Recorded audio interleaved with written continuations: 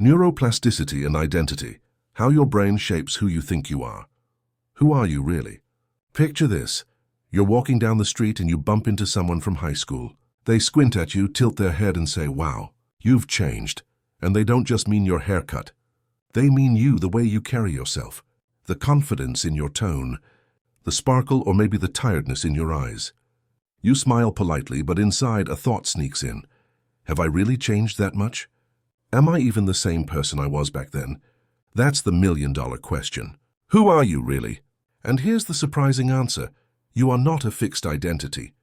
You are not the sum of your childhood, your mistakes, or the labels others have given you. Your identity, the very sense of me, is a living process sculpted by your brain. And thanks to neuroplasticity, that brain is reshaping itself every day, which means whether you like it or not, you are always becoming someone new. Today, we're going to break open the mystery of how neuroplasticity shapes identity through stories that prove you can choose who you become.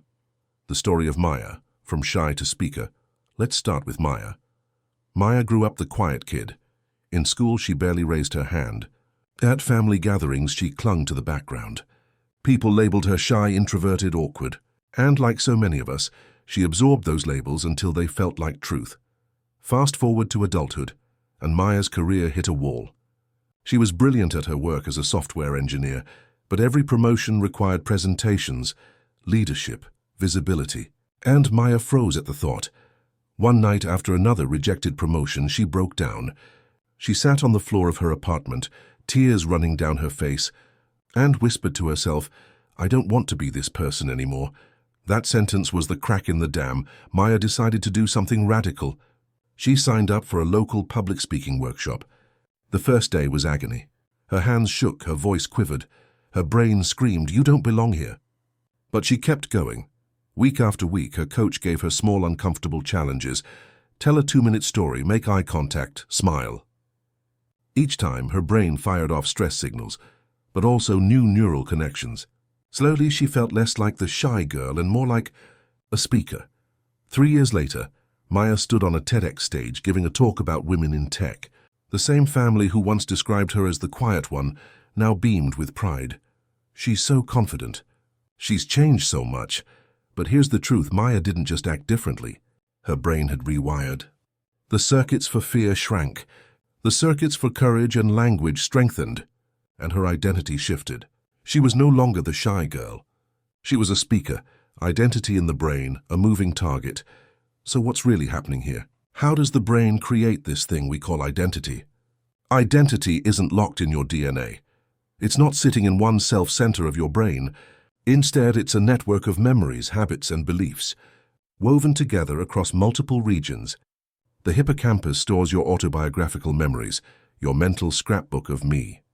The prefrontal cortex handles decision-making and self-control, the future me planner.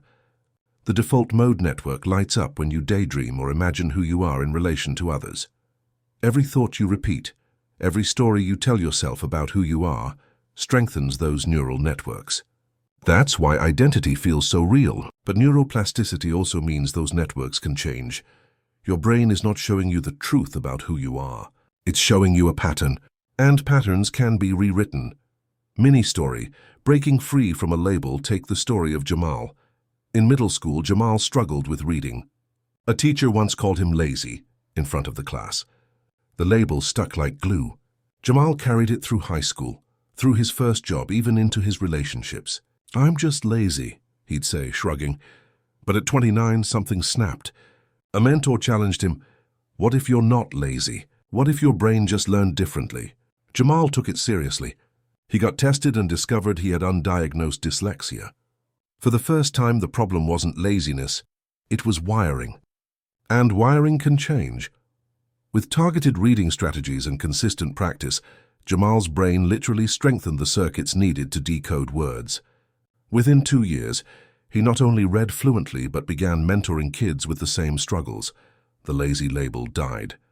A new identity was born: teacher, guide, role model. Jamal didn't just change his behavior, he rewired the story his brain told him about himself. How trauma shapes identity, and how it can heal. Of course, not all identity shifts are chosen. Some are forced upon us, especially through trauma. Think of Maria, who survived a car accident that left her with chronic pain. Overnight, her identity shifted from independent young woman to patient. She hated it. Every doctor's visit, every prescription reinforced the label. But Maria wasn't willing to stay stuck. She joined a support group for trauma survivors who practiced mindfulness. Through guided reflection, she learned to observe her pain without letting it define her. Slowly, her brain's pain circuits weakened, while her self-regulation circuits strengthened. 5 years later, Maria still lived with pain, but she no longer identified as a victim. She identified as a survivor, a mentor, a yoga instructor. Her brain had literally remapped who she was, the science of becoming someone else. Here's where it gets fascinating. Neuroscientists studying people who undergo big identity shifts, like recovering addicts, trauma survivors, or people who reinvent careers, find something remarkable. The brain reorganizes itself around the new identity. For example, brain scans of people who quit smoking show reduced activity in the nucleus accumbens, the craving center, and increased activity in the prefrontal cortex, self-control. The brain is literally shifting from smoker to non-smoker.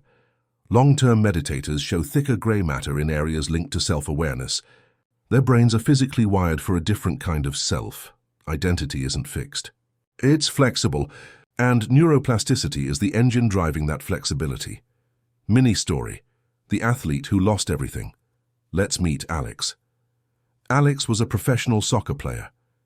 His whole identity was wrapped up in being the athlete. Until one knee injury ended his career overnight. For months, Alex spiraled. Who was he if he wasn't scoring goals? Depression sank in. He felt invisible.